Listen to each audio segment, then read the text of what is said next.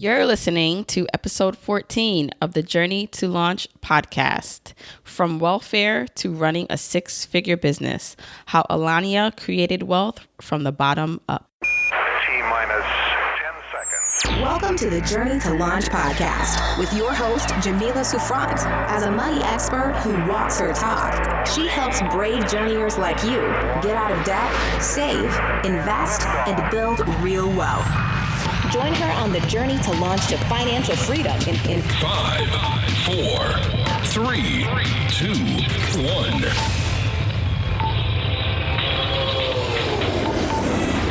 Hey guys, I am super excited to bring you another episode of the Journey to Launch podcast. And I'm extra excited because I just found out that I am a finalist in 2 categories at the 8th Annual Plutus Awards. And so if you listened to the podcast a couple episodes ago, you heard me ask for you guys to go and nominate me for the Plutus Awards. And if you don't know what that is, the Plutus Awards are like the Grammys/Emmys/Oscars for people in the personal finance space. And so I'd ask you guys to go nominate me for Best New Personal Finance Podcast. And you guys did. And then a committee decided that I would be a finalist, which was super, super great. And not only that, but I also was selected to be a finalist as Best New Blog, which was super surprising because since starting the podcast, which launched July 26th, I haven't had much time to blog. And so previously I was blogging for this whole year. And actually blogging and writing takes way more energy. It takes way more work for me than it is to actually talk into a mic. And so I haven't had as much time to blog, but being nominated in this category as Best New Blog amongst so many other blogs that are out there that are so great really, really makes me want to get back into blogging because obviously you guys are recognizing my hard work and you like it. You like what I write too. You like what I write and you like the podcast. So I really want to start writing more. It's just really finding the time. So I'm just going to try and maybe commit to write at least 1 blog post. I don't know. I don't want to say it out loud because then you guys are going to hold me to it, but maybe once a month at minimum to start. And then in addition to doing the podcast, we'll see. But this nomination definitely makes me want to start writing more because you guys are reading it. So it's amazing. So thank you once again if you nominated me. And the finalists will be actually announced live at the Plutus Awards at FinCon, which is the personal finance conference I'm going to in a couple weeks. So that will be super exciting to be in that room full of a whole bunch of other people I admire, the other nominees that are amazing. And so I just can't wait. And I'm just happy to be nominated. But of course, I'd like to win. So we'll see what happens. You know, I'm going to keep you guys updated. So thanks again. Second thing I wanted to talk about is, before we get into this amazing episode, which I think you guys will love, is that if you are enjoying the podcast, if you like the content, as I always ask you, please continue to rate, review, and subscribe. So if you're listening to iTunes, you know, I always tell you this: rate, review, and subscribe. Leave that review in iTunes. It really means a lot to the podcast and to me. And even if you're not listening in iTunes, just subscribe wherever you are, and then tell a friend to tell a friend. Now, the show notes for this episode that I'm going to get into is going to be at journeytolaunch.com/episode 14. And this episode is pretty cool, pretty special because I am talking to someone who maybe you know, maybe you don't, but her name is Alanya Kolberg of the Bottom Up Wealth community. She just has an amazing story. She has an amazing platform. And not only is she just knowledgeable, like she knows her stuff, but she really prides herself on teaching about how to build wealth from the bottom up, which you can tell from her name of her company. And so she decided to create Bottom Up Wealth as a way to teach her audience how to take back their financial lives by showing them how to achieve financial freedom, to live life on their own terms, allowing them to make money, work, and grow for them. And I like Alanya a lot because I'm actually part of her personal Facebook group for Bottom Up Wealth, and her community is so awesome. They are so engaged, so willing to learn like anything they need to better their standings. And I love Alanya not only from the way she teaches, but that she also has a personal story. So she's a wife, mother, stock and real estate investor, and she came from bankruptcy. She came from being a single mom who had to figure it out, who had to figure out how to build wealth for herself. And then not only did she build it for herself, she turned around and started to educate other people on how to build wealth. And so I wanted her to come on the podcast because I want her to share all the amazing information and tips she has about starting her journey. And so we'll be talking about a bunch of things. We'll talk about Alanya's background. We'll talk about how she turned her finances around from being bankrupt to running a 6-figure business. We'll talk about the key foundations and building blocks of wealth. And so we all, can always go back to the basics to learn these things. And we'll talk about her love for Roth IRAs and why you should be really careful about investing in high fee accounts and how that eats away at your wealth and a bunch of other things. At the end, we start talking about how to invest and set our kids up for success. So if you're a parent, this will particularly interest you. And so I really just can't wait to get into this and for you to hear this amazing episode with Alanya. And again, if you want the episode show notes, go to journeytolaunch.com/episode 14. Okay, let's begin. Oh, and stick around for the end of the podcast. I am announcing the Wealth Building Manual and where you can pick that up on my website. Hi, Alanya. Thank you so much for joining the Journey to Launch podcast. Thanks for having me. I'm excited to be here. I am kind of fanning out right now because I'm a huge fan of yours. I'm a huge fan of your brand and what you teach. And I couldn't wait to get you on the podcast because I feel like who you are, your journey, which you'll get into, and then what you teach is so important. So tell everyone a little bit more about yourself. I am, first of all, just a regular person. I'm a wife and I'm a mom. And I actually come from very humble beginnings. I teach investing, and I teach investing because I was asked to teach investing. I am a stock and real estate investor, and I learned how to invest in stocks and real estate coming from a place where I was on welfare and I was bankrupt, and I really just kind of built from the very bottom. And so when I realized I did it and, I was actually making this work for me, I just wanted everybody to know about it. I was like, I don't understand why other people don't know about this. So I started blogging, and people asked me to start, creating actual courses so they could learn step by step how to do it. And that's what Bottom Up Wealth is. Right. So the name of your company called Bottom Up Wealth. And it's intriguing because you said you came from welfare, you didn't have much. So how did you even understand or know to take this direction to invest? It's the funniest thing. I remember the moment when I decided that I was going to be an investor, and I was watching TV and an E-Trade commercial came on, the one with the babies. Do you remember that one? Yes.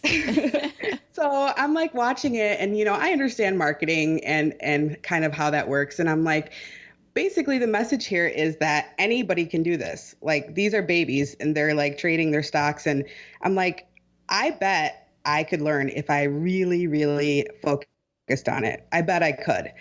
So that was the end of it. I just kind of became, and that's just the way my brain works. I get a thought and I become kind of obsessive over it. So I did. I just kept like plugging away and working on it and learning a little bit at a time and making mistakes. Some of them were expensive mistakes, but I didn't give up on it because I knew that if other people could do it, I could also do it. And I didn't give up on it until I got pretty good at stock investing. And then I moved on to real estate. So it just kind of happened. I just kind of got a thought in my head, and it just kind of took on a life of its own. And so this is entirely self-taught. For stocks, yes. I didn't have anybody teaching me. This was, just hours and hours and like probably months, if we're talking about consecutive hours of just pouring over everything I could get my hands on about investing. And so, and some of it was just, trial and error and experience and, figuring out that something didn't work and then reading up on what I did wrong and going back to, fix that mistake. And it was just a lot of, just not giving up on it.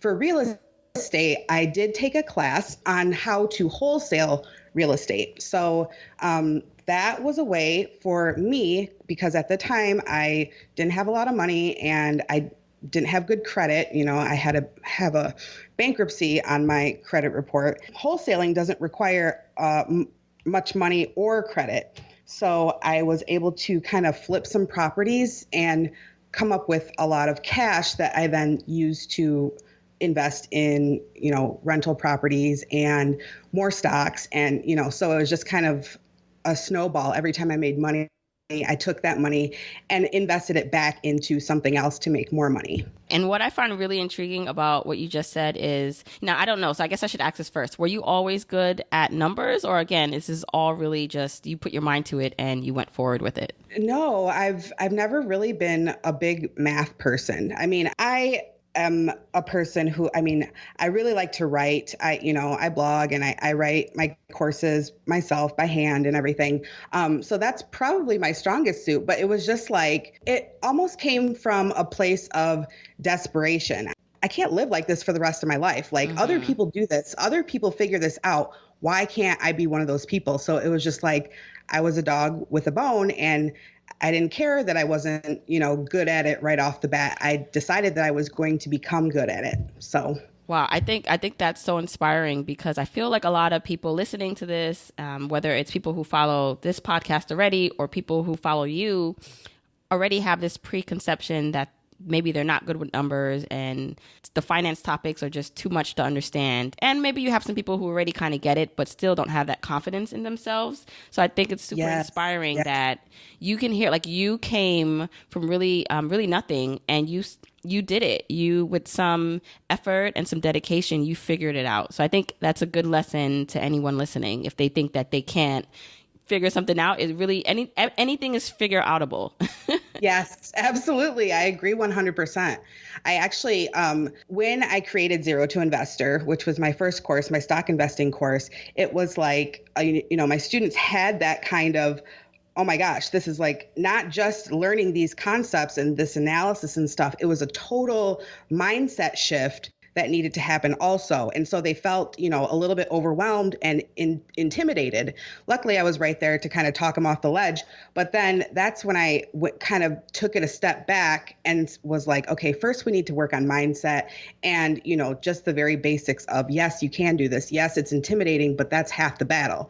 Mm-hmm. So that's a lot of what I focus on with people who are brand new to investing or building wealth. Right. And if you can share, can you just talk a little bit about where you are today? Because I kind of like to go from like kind of where you were and where you are and then dive deeper into that, because I think it's really good to see like what can you share what your portfolio is, like how much you have gained for yourself, what you have done for your family since starting this business? I don't know. I get a little shy about getting into like specifics, but I tell my students that I'm not a millionaire. I'm not there yet. I will be. I know that I will be, but I have a multiple six-figure net worth, I guess.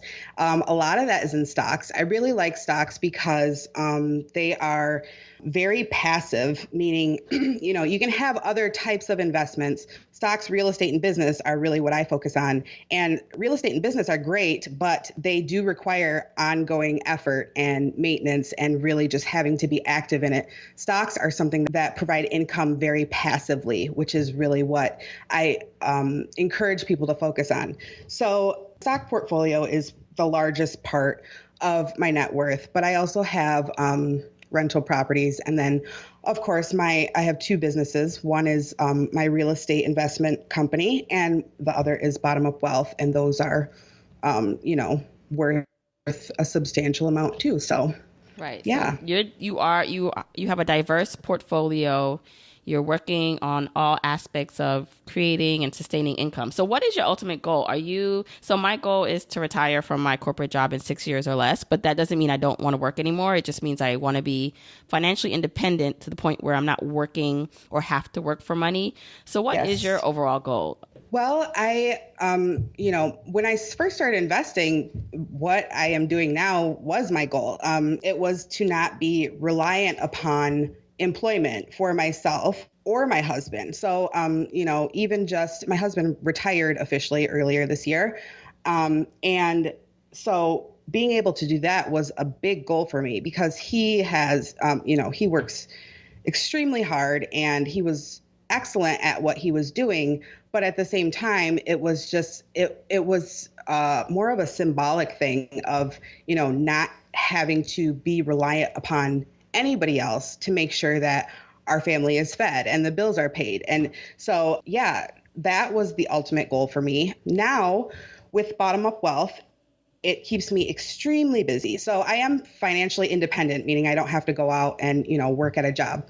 But I do work very hard at Bottom Up Wealth, first of all, because I am really passionate about helping to spread this message and helping people, especially people who otherwise are probably never going to have access to this information. There are certain people who have people they know or connections who may be able to learn these things from somebody else. But the people that I work with, my students, they are a lot of times people who would have never even come across these concepts, just in their circle of people that they're with. Yeah, I work really hard with Bottom Up Wealth. My main goal for Bottom Up Wealth is to turn it, for entrepreneurs out there, is to make it a more passive and self-sufficient business, if that makes sense. Mm-hmm. It's only a year old. So it is, Bottom Up Wealth is very young and they, startups require a lot of work.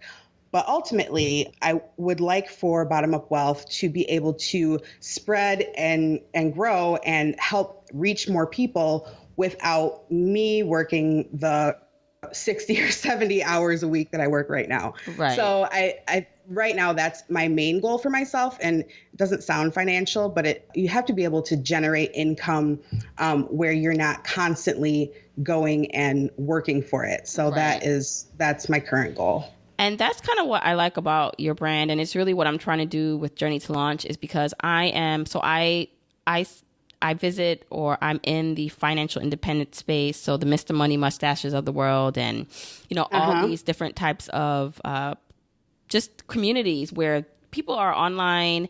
They are doing the most advanced things in terms of like getting money out their 401ks early, retiring early. And then I look at my immediate circle or the people that I know, and none of them knew anything about this. So I stumbled upon this and I was like, oh my gosh, like if I would have known about this world in my 20s, I would have been almost probably retired already. And so my goal is just like, I want to be able to bring this message that if you are intentional about your money, if you're intentional about your spending and investing, you can become a millionaire. You can become financially independent and not have to work for a corporation. It's possible. Absolutely. Yeah. So, all right. So let's get a little bit into like some of the concepts and things that you teach, because I think it'd be helpful to like dive into it. So what are some of the key building blocks of building wealth? Well, in the free course I offer, the 7 streams of income, I talk a lot about 5 main concepts. And that is, before you start investing, you have to know what you're doing. You don't have to know everything, not even close to everything, but you do have to get some basics down and know kind of where you're headed, because in the investing world, ignorance is very, very expensive. So that's another reason I work so hard to be able to provide these, educational resources, because a lot of the people that I work with don't have a lot of money to spare. And I'm afraid that if they run in blind and they lose money, it'll turn them off forever. And, you kind of lost them. You've kind of lost the chance to help them change their lives. So, get some basic knowledge. That's the first thing you have to do. Second is strategy. I am a big believer in you pick something, you focus on it, you become a beast at it, you make that your thing, get really good at it before you move on to the next thing. So, you've got people who want to start investing and, they're trading a little bit over here, and then they're doing some long-term investing over here. And then they're also trying to get into real estate. And that's great. The interest is great. But when you have too many, pots on the stove, you're not going to end up being really good at anything. So hopefully that makes sense. So, I really encourage people to pick a strategy, get great at that, and then move on to the next thing. The next is discipline. Especially if you are starting with little money, you have to have discipline with your spending, and you have to have discipline with how you are routing your dollars, how hard you're making your dollars work, how much effort and time you are investing into getting better at what you're doing. You really need to discipline yourself and stay on track. And then the next one is the focus. You just really want to be focused and not get distracted by all the different shiny objects out there, because there are a lot of ways out there that you can invest and make money, and they're all, there's no one right way to do it. But if you are trying to do everything, again, you're just not going to end up being good at any one thing. And then you have to be patient, especially with stuff like this, where you are going to make mistakes. You are going to have to do some trial and error. If you're investing long-term in stocks, you're not going to have instant results. Nothing worth achieving is ever accomplished, overnight. And I think a lot of people, they get off track because they just don't want to they don't want to stick with it for the long haul. And that's how you become successful, by having those principles of just being focused and disciplined and patient, and, sticking to your strategy, and always continue to learn what you're doing so that you can improve on it. So when you talk about all these these building blocks that one needs to have, and then you mentioned like investing. So specifically, like when you say equity and stocks, do you mean just like particular like individual stocks? Or are you talking about index funds? I actually teach both concepts, and Retire Wealthy is the course that covers different types of investment products. So mutual funds, index funds, how your 401k works, how your 403b works, how, your TSP, covers all of those things. And one of the first things you learn in that class is that your mutual funds and your index funds and all this stuff, all of that is made out of stocks or bonds. So what happens is they are compiled into these funds by, Wall Street fund managers or whatever. And then there are usually a bunch of fees in there that you're paying just to have them compile these assets into a fund for you, where you could, and then Zero to Investor is the stock investing course where you learn how to analyze individual stocks. Now, I love individual stocks. I don't hold any funds, because I feel like it's just much more efficient if you learn exactly what you're looking for and what fits your goals, and then you assemble your portfolio to suit your needs and where you want to be. So to me, stock investing, I prefer it. I love stock investing. I love stock analysis. That's where I started my investment journey. But not everybody is going to have the passion for it either. So, and that's okay too. You can do either or. But when I talk about investing in general, I just mean really putting your money into anything and expecting to get a return. That's an investment. So right. There are a lot of different investments out there. Right. And I think it's actually so interesting that you prefer stocks, because in the financially independent community and that whole movement, most people, and myself included, like index funds, because it's just low cost and you don't have to think about it. So I think it's an interesting take on being able to reach your financial goals, but in a different way. So I like that. I like that it's different from what most people are in the community that we're in are doing. And there's nothing, if you are going to go with some sort of fund or investment product, index funds can't be beat by anything.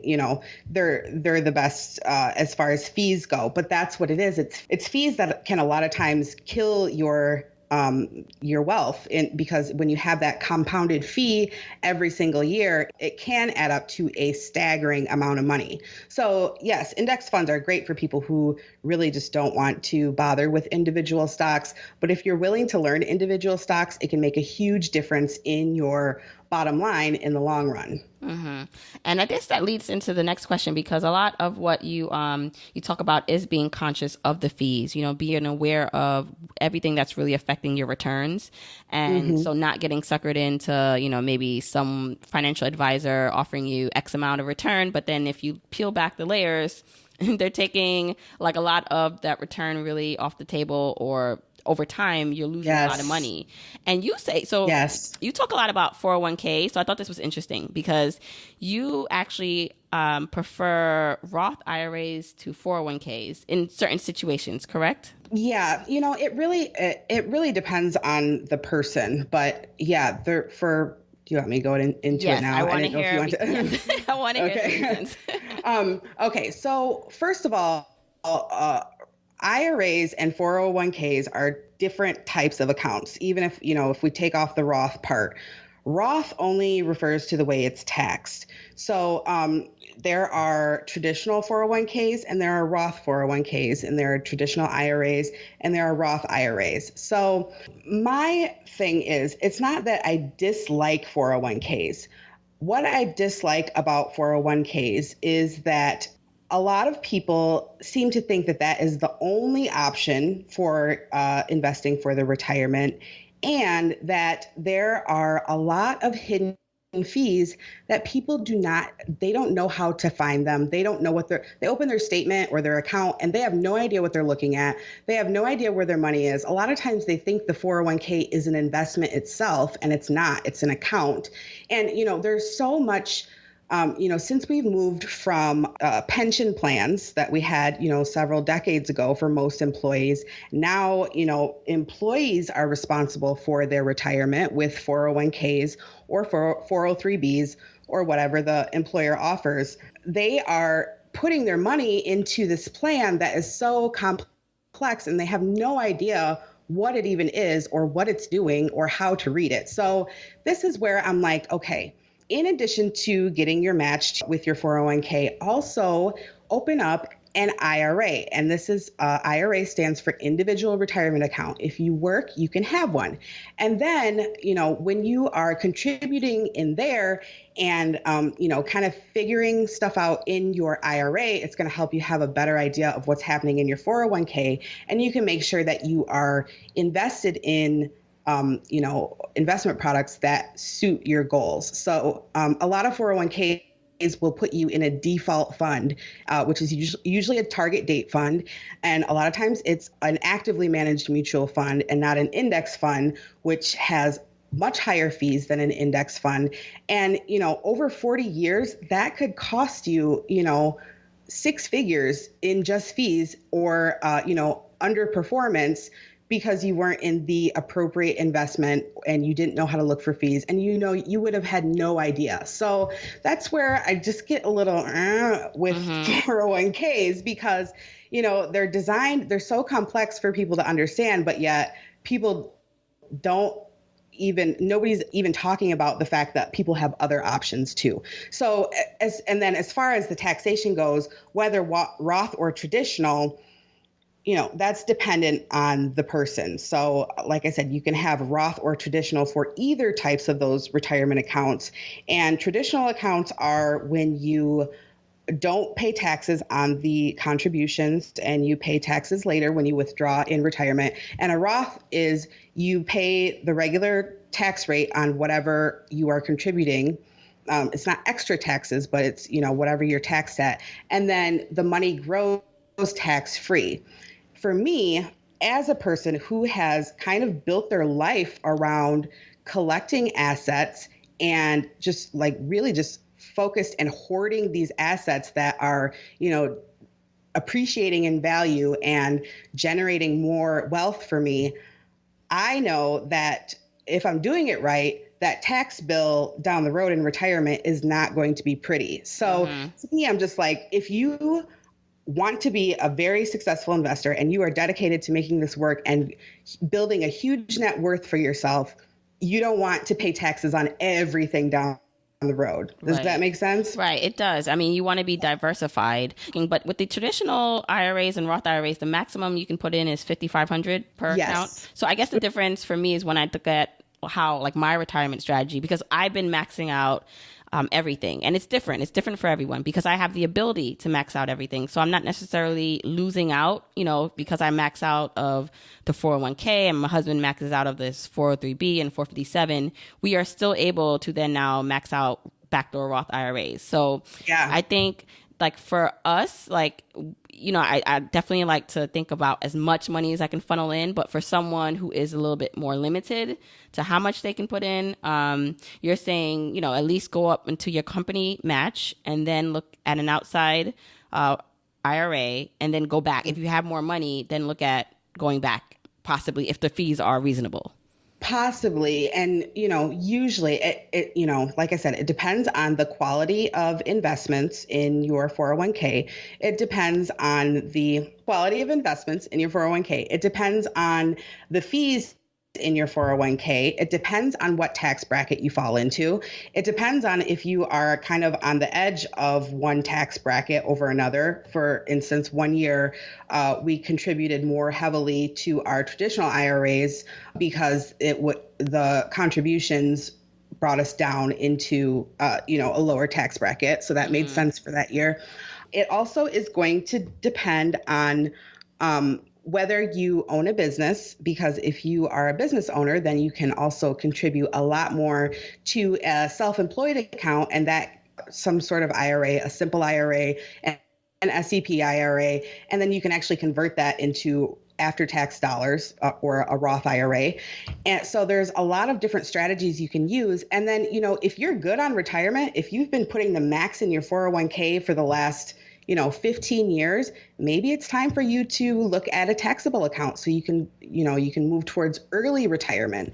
So it really just depends on who you are, where you're at, what your situation is. There's so much to consider. But to me, and of course, my personal preferences, of course, will shadow what I teach. But to me, I'm just like, I don't want to pay taxes later on when, first of all, I don't know what American tax rates are going to be in 30 years. And also, hoarding all these assets, like I said, I don't want to owe taxes on the entire amount later on, which is what happens also with traditional accounts. You pay taxes on the entire amount, and you also, or everything that you withdraw. Right. Contributions and the earnings on it. Yes. Yeah. Also, you are taxed at your regular income tax rate for everything. You don't get the lower preferred investment tax rates on those traditional accounts when you start withdrawing. So there's a lot to consider. Right. It's definitely, I think what we can take away from this is, regardless of your situation, is that you definitely need to dig deep and ask questions and do some more research in either way you go. Yeah. So, all right. So I get this question a lot. I'm sure you do too, is that, so a lot of people who are interested in starting to invest, they have debt. And so what do you recommend? Are you a proponent of becoming debt free for the most part and then investing? Or do you say, okay, invest, still try to get out of debt, but invest at the same time? What are your thoughts? Again, this depends. But when you are deciding, if we're just looking at a very simplistic view of whether you should, if you have money, should you invest it or should you pay off debt? Look at the interest rate. So the interest rate of, a credit card, yes, pay those cards off because the interest rate it's more than you're probably going to get in any sort of investment, especially if you're a beginner. If you are looking at something like a mortgage where it's, a 3.5% interest rate, take that money and grow it at, depending on what you're investing in, 5, 6, 7, 8, 9, maybe even 10%. And that's never guaranteed in an investment. But to me, I'm always just looking at, the odds, what are the odds of me of the outcome this way and what are the odds of the outcome this way. So that said, if you do have a lot of high interest debt, like credit cards, I am a big believer in getting into the habit very early of paying yourself first. So even if all of your extra dollars are going towards paying down your credit card debt, at least set, maybe $5 as an automatic transfer into your IRA account or into, whatever account you choose to go with, just so that you get in the habit of making sure that you are taken care of. Because a lot of us, we will get money and then we'll give it away to everybody. If it'll be bills, and if we have some leftover over bills, we find something to spend it on. Right. But creating that habit, even if it's just $5 or $10 every pay period, I think that makes a very big difference. And then once your debt is paid down, you can increase it. You can take whatever you're putting towards your debt and then use that to contribute for your investments. Right. Once you free up some cash flow. And I mean, it goes back to what you said before as one of the building blocks of discipline, because you have to really be careful of like how much you're spending, because in my opinion, like, yes, you should definitely pay yourself first. But part of like maybe the issue if someone has a lot of credit card debt is because like you paid yourself already a lot and, in a bad way. But here's the thing. I don't consider, spending your money. I don't consider that paying yourself. You spend money. You really just, you gave your money, you gave your wealth away to get whatever it is you bought, So to me, I'm just like, paying yourself first means paying a future you, setting these dollars aside to build and grow for future you. So that's what I mean by paying yourself first. Okay. I like that. I like that like framework of it's more of investing in your future self, even if, your previous self made some purchases that you probably couldn't have afford, Moving forward, paying yourself means investing in yourself. Yes. Okay. This is all excellent nuggets. And so, all right. So say someone comes to you and they have $20,000, meaning they have $20,000 in their income that they can dedicate to either investing in pre-tax retirement accounts through their 401k or a Roth IRA, and then maybe there's some money left over if they're not maxing everything out for other investments outside of retirement accounts. Like, what would you recommend someone do? Again, it's going to depend. And part of what I do is I make very clear that all I can do is hand the facts out for my students. I can hand you the facts. These are the rules. This is what you can do. This is how you look at this, but when it comes to their personal situations, I don't answer those types of questions because I'm not an advisor and I don't pretend to be an advisor. I just pass on what I know. Mm-hmm. So, it is going to depend on a number of factors, including where they're at for retirement, if they have enough saved or if they need to catch up. And it is going to depend on if they do have investments, what they already have. It's going to depend on their goals, on, if they are not very interested in stocks, but they'd really like to get into real estate, maybe that should be a down payment, so it's just, it depends. I can tell you what I would do with it. If I had $20,000, I would, if I were employed at a regular job, I would, do my match for my 401k that is really good on fees. Otherwise, I wouldn't be participating. And then I would, max out my Roth IRA, and then I would probably put the rest in a taxable account if I, didn't own a business and couldn't do a backdoor with a self-employment account. So, I mean, it just depends. But a lot of my students, they've learned stocks, but they're dying to get into real estate, and that just excites them. And that's okay. That if that's what they want to do, then that's where they should focus. So. Right. And I mean, I think real estate is obviously it's a good proponent of wealth if you do the proper research and you understand the opportunity cost of investing in real estate. So, and it's the mistakes can get a lot more expensive in real estate. So that is why, they've been begging me to make this class, this real estate class for them for, almost a year now.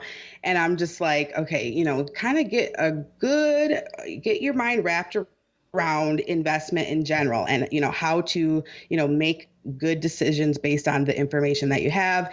And then, move on to real estate, because like I said, when you make a mistake, with a $500 stock investment, that's one thing. But if you make a mistake with a property that is tens of thousands of dollars and now you can't sell it, well, then that's a totally different ballgame. So, right. And I mean, that's such an important point, because real estate is the most, probably in our life, most people's lifetime, the most expensive thing that you would ever buy. And it's interesting because previous guests, so my guest on episode 11, Chrissy and Bryce, talked about they retired at 31. They chose not to buy real estate because they thought it definitely wasn't the best return on their money. They invested that money instead and retired by 31 and are traveling the world. And then I had a guest on previously, episode 12. She talked about she's building her wealth mostly through real estate. So I think, obviously it's like just different perspectives, but yeah, I'll link both of those in the show notes for anyone who's interested in listening to those episodes. Okay, so Alanya, you're also a mom. Yes. Of 3 boys, right? 3 boys, yes. Okay, so, and you talk a lot about how you're going to make your kids rich. You're going to put them on the path to financial success. So can you just talk a little bit about that? Because I'm a mom too, and so this stuff really, this topic really is dear to my heart. Well, first of all, I do not have the goal of making my children rich. The goal with the way I set my children's investment accounts up is so that they can have opportunity. And to me, that's what wealth is about. I am a person, I don't like stuff. Like, I don't ever have the goal of really having a fancy car or, fancy clothes or anything. I don't like stuff. What money does is opens the door for opportunity. It gives you a pass to get to have experiences that you wouldn't otherwise have. Those are the things that are important to me. So to me, if you graduate from high school and you don't want to really go to college, but you don't have any money, so then you start working at a minimum wage job and you just kind of get stuck there, or so it's like sometimes some of these people who just did not have the opportunity to create something substantial for themselves, it was because of the lack of means to do so. I mean, there are some brilliant people, I feel like, who can't afford an education and they don't have opportunities. They don't have access to resources. They could be the person that is going to cure cancer, but they can't afford an education. You know what I mean? Right. So to me, it's like, I want my kids to be able to, when they finish high school, if they want to go, explore in Asia for 6 months before they go to college, they can do that. If they want to invest in a business, start a business when they get done with school, they have the means to do that. If they want to, buy rental properties and get started on that when they're 21 years old, they can do that. Whatever drives them and wherever their passion lies, I want my children to have the means to do that, because a lot of us, we didn't have that. Right. A lot of us had big dreams and, it was really difficult to see them through because of the money situation. So to me, that is why I invest for my children now. And if you actually do the math and run the numbers on what a very small amount of money, if invested properly, adds up to, over 30 or 40 years, it is staggering. So to me, I'm just like, why wouldn't you? Right. So, yeah. I mean, if you get into just the logistics of that, like, can you just give maybe a quick example of how then one can, if they have, a 3-year-old, 5-year-old, even an older child, like what they can start doing today that will put their child on the right track and give them better opportunities? Well, first of all, a lot of people want to run out and start investing for their kids because that huge potential for the growth in their investment is there. And I totally understand that. You have to scale back and make sure that you are taken care of first with your retirement before you start investing for your kids. So I just have to throw that disclaimer in there because of who I am.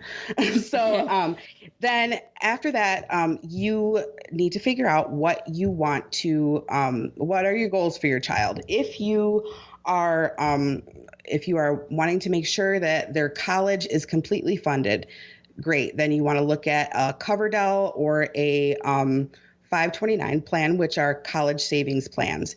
If you want to give your children that nest egg that I was just talking about, so that they can travel in a gap year, or they have seed money to start a business or invest, then you would want to look at a custodial investment account for your child and start contributing to that. And like we were talking about earlier, what you invest in for them is total preference. It's personal preference. You can, invest in index funds and just kind of set that on autopilot. And every time you make a deposit, it's automatically invested in whatever index funds you choose. Or you can, like I do, learn how to buy individual stocks for them and invest that way. So I really my kids hold a few different companies, and I always talk to them about these companies because some of them they're familiar with. They're familiar with the companies, and I don't usually talk about my holdings, but every time it comes up or we drive past it or whatever, I tell them that they're owners of this company, and I show them their investment accounts and their gains, and what a very small amount of money can do for them if they, if they're patient and they get that strategy down and, they're disciplined and all this stuff. Because with these custodial investment accounts, a lot of my students will voice concerns over handing a child that's 18 or 21 this big chunk of money that you've invested for them. With the custodial account, it really belongs to the child at a certain age. Yes, when they reach the age of majority in the state, which is either 18 or 21.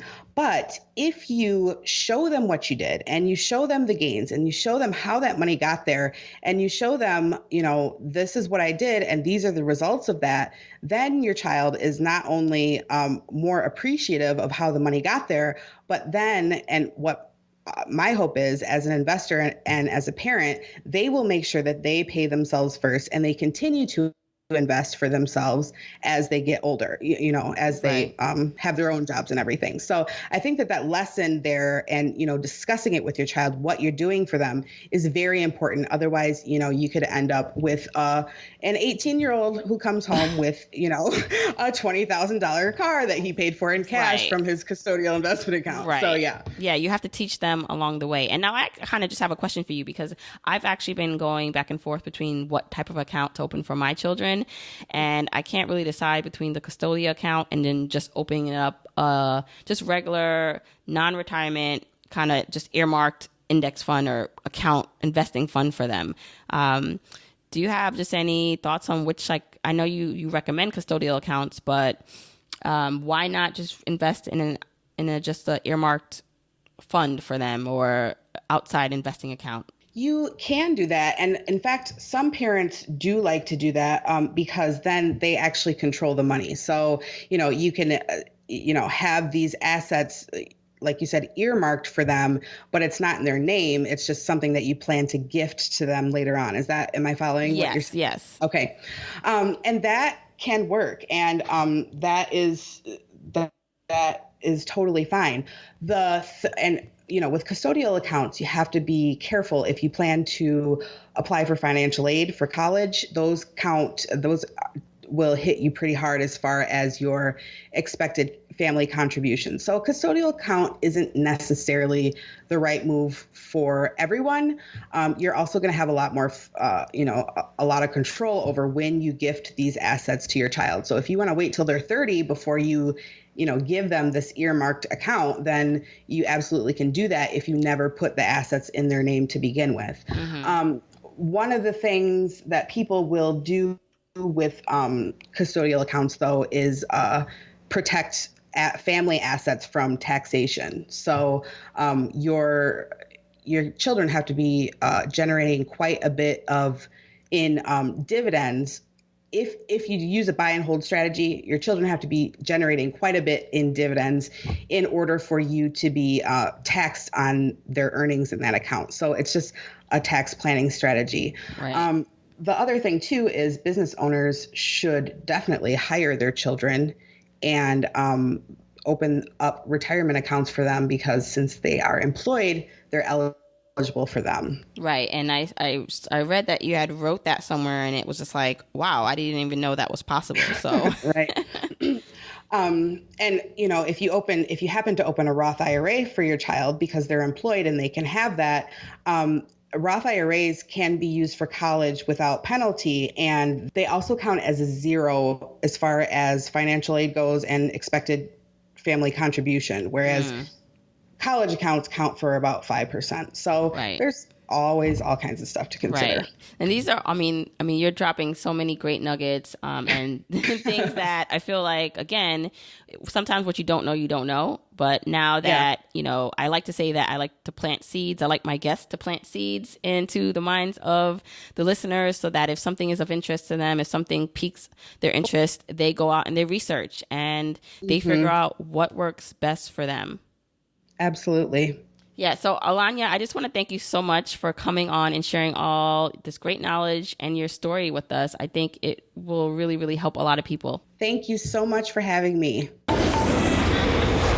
Wow, guys. So I hope you enjoyed that episode with Alanya. She had so many great tips, such great insight. If you want to learn more about Alanya and all about Bottom Up Wealth, go to bottomupwealth.com. And I particularly liked how she made sure she said that she wasn't that great at math. It's just that she stuck with it. She really stayed committed to learning the process. And I think a lot of us can relate to that because especially with finances, sometimes it doesn't come as easy as other things, numbers. But what I really liked about what Alanya was saying is that you don't have to be great at it. It doesn't have to come easy to you. What matters is your determination in figuring things out. Everything is figure outable. So I hope you keep that in mind. And again, if you want any of the things we discussed, any of the show notes for this episode, you can go to journeytolaunch.com/episode 14. One more thing I wanted to mention is that the Wealth Building Manual is for sale on my site. What is the Wealth Building Manual? Basically, the manual is something I created as a step-by-step guide for you if you are wanting to understand the building blocks of wealth according to Journey to Launch. So the manual I created will help you do a few things. It will help you find your why, identify the deep meaning behind the reason for your wanting to build wealth. It will help you improve your mindset. So understanding that financial abundance is your birthright. It will help you develop clear financial goals. So it'll help you map out and strategically plan all of your financial goals. And then it will help you learn and apply the wealth formula to your finances. So you get detailed explanations of the wealth formula and how to apply it to your finances right now. And so it comes with worksheets and it's a really helpful tool if you're interested. It's on my website for sale now. And if you want to check it out, it's at journeytolaunch.com/manual. Grab your copy now at a super affordable price of only $27. I also wanted to read a review from iTunes because I haven't done that in a couple episodes. And just to show you guys that I listen, I read everything. I just want to show my appreciation by reading a review on air. This review is from Berber Love. I am truly enjoying your guest and also the lessons taught on this podcast thus far. You're doing such a great job, Jamila. I will definitely recommend this podcast. So thanks, Berber Love, for that feedback and that review on iTunes. You can leave your own review if you're listening by going to iTunes. Again, I can't wait to talk to you guys next week. I hope until then you have a prosperous and amazing week. Thanks, guys.